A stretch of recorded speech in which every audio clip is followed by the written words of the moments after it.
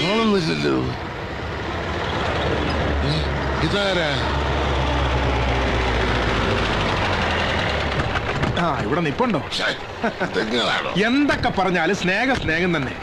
അമ്മാവൻ നമ്മളെയും കാത്തിരിക്കുന്ന കണ്ടില്ലേ?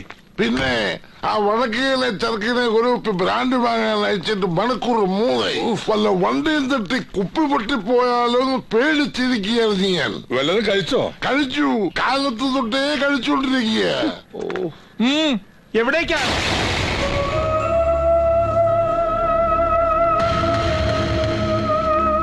ബാക്കിയുള്ളവരുടെ മുഖത്ത് കരിവാരി തേച്ചിട്ട് എവിടേക്കാ കയറി വരണേ? അല്ല അമ്മാവ്, പ്രഭാകരൻ ഒരു തെറ്റും ചെയ്തിട്ടില്ല. അമ്മാവനോ? എന്റെ പെങ്ങളെ കെട്ടിയത് നിന്റെ തന്തയൊന്നും അല്ലല്ലോ, ആണോ? എങ്കിൽ മരുമകൻ എന്ന വാക്കിന്റെ അർത്ഥികൾ അറിഞ്ഞേനെ. എല്ലാവരും കേൾക്കാൻ വേണ്ടി പറയുകയാണ്, ഇത് എന്റെ വീടാണ്. ഇവിടെ ഒരു സ്ഥാനവും. ആകെ ഉണ്ടായിരുന്ന 25 സെന്റ് ആ വേലക്കാരി പെണ്ണിന് വേണ്ടി വിറ്റ് തൊലച്ചപ്പോ ഉള്ളതും തീർന്നു. അമ്മാവൻ എന്താ കരുതിയത്? ഞാൻ ഇവരെയും കൂട്ടി അപേക്ഷിക്കാൻ വന്നതാണെന്നോ? എനിക്ക് വിലപ്പെട്ട ഒന്നിവിടെ ഉണ്ട്, അതെടുത്ത് തിരിച്ചു പോണം, അത്രേ കരുതിയിട്ടുള്ളൂ. രാമേഷ, ശരിയാ, ഈ വീടിന്റെ പ്രമാണം നിന്റെ പേരിൽ തന്നെയാണ്. അന്ന് വേറെ വഴിയില്ലാതിരുന്ന ഞങ്ങൾക്ക് നീ താമസിക്കാൻ സൗകര്യം അനുവദിച്ച് തന്നതാ. പക്ഷെ ഒന്നോർത്തോ, ഇവിടുത്തെ പറമ്പിലെ ഓരോ മരത്തിന്റെയും കടക്കില് എന്റെ മോന്റെയും ആ വേലക്കാരി പെണ്ണിന്റെയും വിയർപ്പിന്റെ ഉപ്പുണ്ടടാ.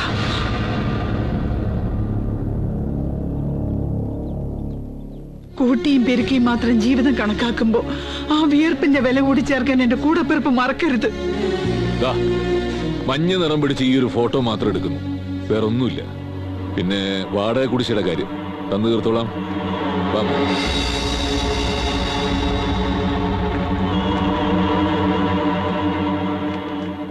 മര്യാദയുടെ ഭാഷയില് ആദ്യ ദിവസം തന്നെ ഇറങ്ങിത്തരാൻ പറഞ്ഞാലും ഞങ്ങൾ ഇവിടുന്ന് പോവായിരുന്നു.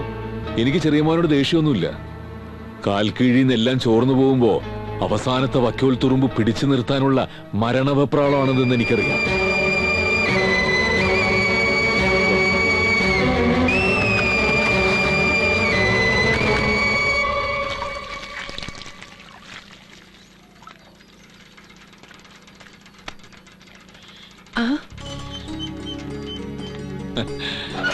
എവിടെയായാലും വെറുതെ ഇരിക്കാൻ പറ്റില്ലല്ലേ നിനക്ക്?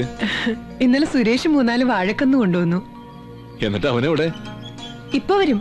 അങ്ങാടി വരെ പോയതാ വെളിച്ചെണ്ണ മേടിക്കാൻ. ഇപ്പൊ നിന്നെ കണ്ട കുറെ കാലമായിട്ട് ഈ വീടും പറമ്പും നോക്കി നടത്തുന്ന ആളെ പോലെയുണ്ട്. ശരിക്കൊരു വീട്ടമ്മ. സുരേഷ് ഒരു പാവാ. വീട് നടത്തിക്കൊണ്ടുവരുന്ന ഒരു പിടിയില്ല. എന്റെ കണ്ണെത്തിയില്ലെങ്കിൽ ഒക്കെ അവതാളത്തിലാ. ആ, പ്രഭേട്ടൻ കേറിയിരിക്കെ. സുരേഷുമായിട്ടുള്ള വിവാഹം നന്നായി ഇപ്പൊ തോന്നണില്ലേ? പറിച്ചു മാറ്റുന്ന ആദ്യത്തെ 1-2 ദിവസമേ ഏത് ചെടിക്കും ഒരു വാട്ടം ഉണ്ടാവും. പിന്നെ അതിന് പുതിയ മണ്ണാണ് ഏറ്റവും പ്രിയപ്പെട്ടത്. ഇന്നലെ റേഷൻ കടയിൽ നിന്ന് വരുമ്പോ ഞാൻ ആ കുട്ടിയെ കണ്ടിരുന്നു.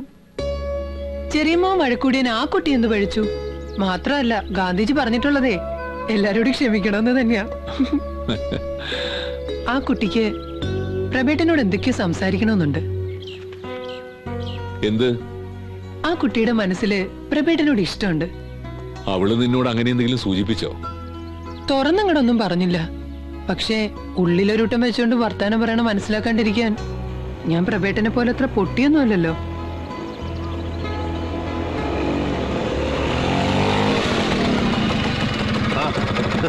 ഇതാരാണപ്പ നമ്മുടെ കുടിയിലേക്ക്? എപ്പോ വന്നു? ഇപ്പൊ വന്നുള്ളൂ. ഞാൻ ചായ എടുക്കാം. ഓ, അവള് വന്നപ്പോഴാ ഈ വീടിനൊരു തെളിച്ചായത്. പ്രഭേട്ടന് കിട്ടേണ്ട ലോട്ടറി ആയിരുന്നു, പക്ഷെ നറുക്ക് എനിക്കായിപ്പോയി അല്ലേ? എനിക്ക് പ്രഭേട്ടനെ പോലെ ഒരാളാവാൻ പറ്റില്ല, എങ്കിലും ഒരു നല്ല ഭർത്താവാകാൻ ഞാൻ ട്രൈ ചെയ്യുന്നുണ്ട്.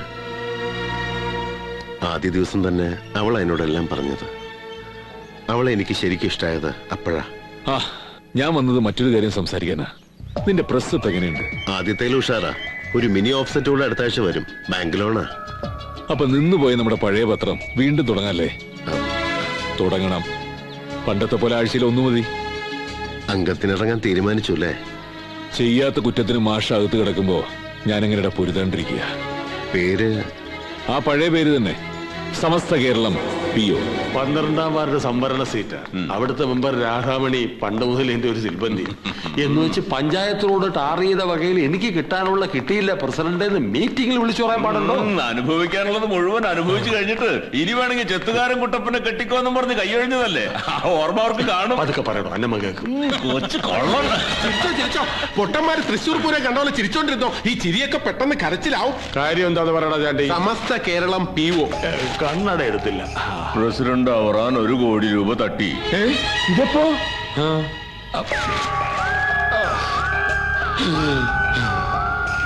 ഞാൻ പറഞ്ഞുതരാം. മേനോൻ സാറിന് മാലതി സിറ്റി പണിയാൻ കോൾപ്പാടം സ്വകാര്യ പറമ്പാണെന്ന് പഞ്ചായത്തിൽ നിന്ന് കള്ളരേഖ ഉണ്ടാക്കി ഇളയപ്പൻ 1 കോടി രൂപ കൈക്കൂലി വാങ്ങിയെന്ന പത്രത്തില്. എന്റെ കർത്താവേ, കരാറിന്റെ പൂർണ്ണ രൂപവും നിങ്ങൾ രണ്ടുപേരും ഒരുമിച്ച് നിൽക്കുന്ന ഫോട്ടോയുണ്ട്. എന്റെ പൊന്നും കുറിച്ച് മുത്തപ്പ, ഈ കരാറങ്ങനെ അവന് കിട്ടി? അത് മുത്തപ്പനോട് തന്നെ ചോദിച്ചാൽ മതി. കള്ളനോട്ട് കേസിൽ കുടിക്കേണ്ട കണക്ക് അവൻ ഈ രീതിയിലാണ് തീർക്കാൻ നോക്കുന്നതെങ്കിൽ അവൻ നമ്മളെയും കൊണ്ടേ പോവും.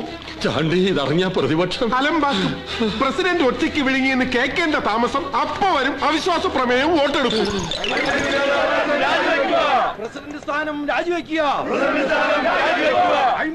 പ്രിയപ്പെട്ട മെമ്പർമാരെ, ശ്രീ PK പ്രഭാകരൻ അവതരിപ്പിച്ച അവിശ്വാസ പ്രമേയത്തിന്മേൽ നടന്ന വോട്ടെടുപ്പിൽ ബഹുമാനപ്പെട്ട കുരിശുപള്ളിക്കൽ അവറാൻ നയിക്കുന്ന ഭരണസമിതി പരാജയപ്പെട്ടിരിക്കുകയാണ്.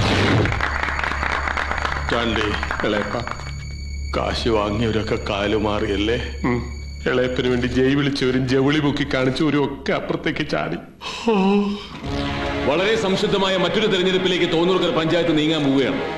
അതുകൊണ്ട് ഈ പ്രസിഡന്റ് സ്ഥാനത്ത് തുടരാൻ മിസ്റ്റർ അവറാച്ചന് യാതൊരുവിധ ധാർമ്മികമായ അവകാശവുമില്ല. അതിനാൽ എത്രയും പെട്ടെന്ന് ഈ സ്ഥാനമൊഴിയാൻ ഈ യോഗം ആവശ്യപ്പെടണമെന്ന് ഞാൻ അഭ്യർത്ഥിക്കുകയാണ്. പടിയിറങ്ങൂ, പടിയിറങ്ങൂ, അഴിമതി വീര, പടിയിറങ്ങൂ, പിണ്ടം വെച്ച് പടിയിറങ്ങൂ. ദേവി നിർത്തൂ. എന്റെ പാർട്ടിക്കാര് തന്നെ എന്നെ പുറകിൽ നിന്ന് കുത്തി. കുഴപ്പമില്ല, ഞാൻ രാജിവെച്ചോളാം. പക്ഷെ ഒന്നോർത്തോ, ഈ തോന്നൂർക്കരയിൽ ഞാൻ നടത്തിയ വികസനം നിങ്ങളിൽ പലരുടെയും പോക്കറ്റ് വീർപ്പിച്ചിട്ടുണ്ട്. അത് മറക്കണ്ട.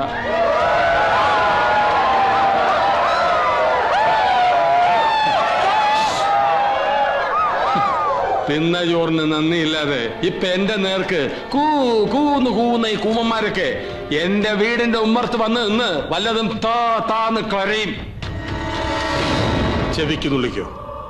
അടുത്ത തവണ ഞാൻ മെമ്പറാവുന്നു മാത്രമല്ല പ്രസിഡന്റും ആവും. അതിനെന്ത് വേണമെന്ന് ഈ അവറാച്ചൻ നന്നായിട്ടറിയാം. അധികാരത്തിൽ തിരിച്ചു വരും അക്കുലജീവി മതിയടാ. ഇതൊക്കെ TV ഇന്ന് തന്നെ കാണിച്ചാൽ മതിയായിരുന്നു. അവറാച്ചോയ്, ജയിലിൽ കിടക്കുന്ന ഗംഗാരമാഷ് ഒരുപാട് കുട്ടികളെ പഠിപ്പിച്ചിട്ടുണ്ട്. അതിലൊരാളാ ആധാരം എഴുതുന്ന രമേശൻ. കരാറിന്റെ കോപ്പിയുടെ രൂപത്തില് അവനൊരു ഗുരുദക്ഷിണ കൊടുത്തു മാഷക്ക്.